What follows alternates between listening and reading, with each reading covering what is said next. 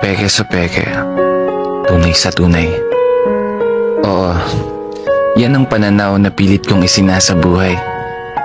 Sa kabila ng pagiging totoo, sa mundong taglay ang iba't ibang tao na may iba't ibang kulay.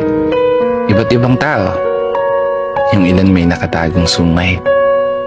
Isang mundo na kung saan pahirapan makilala kung sino yung makakaramay o sino yung tutulak sa hukay. Well, simplihan na lang natin.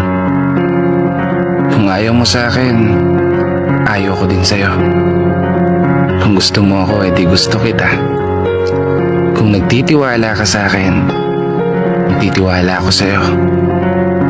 Pero kung galit ka naman, wala akong pake. Kasi hindi na tayo bata gaya ng dati na makikipaghabulan kapag ako na ang taya. Hindi na tayo mga bata na papalakat ng iyak kapag napagkakaisahan ka ng lahat na hindi ka isasali.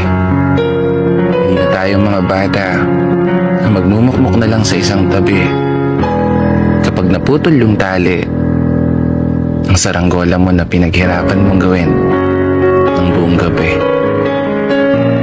Nakuha mo? Hindi na tayo mga bata magdadamdam ng sobra kapag hindi nabili ang gusto nating laruan. Oo, hindi ka na bata na magkukulong na lang sa kwarto mo kapag hindi ka napapaboran.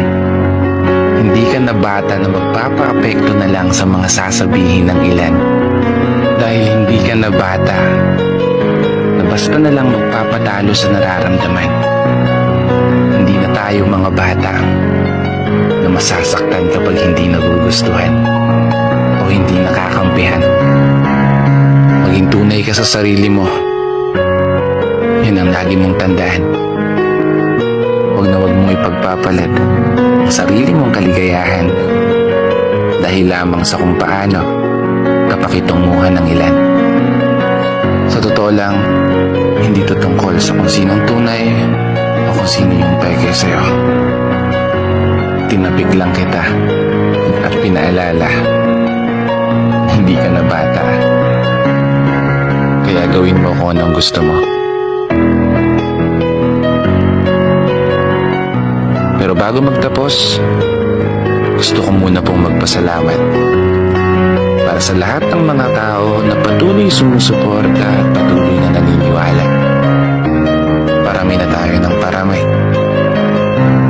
Kaya isang pagpupugay para sa lahat ng mga tao na patuloy sumasabay sa hamon ng buhay. Ako nga po pala si Brother Matt at ito ang aking munting tula. Sana nagustuhan mo.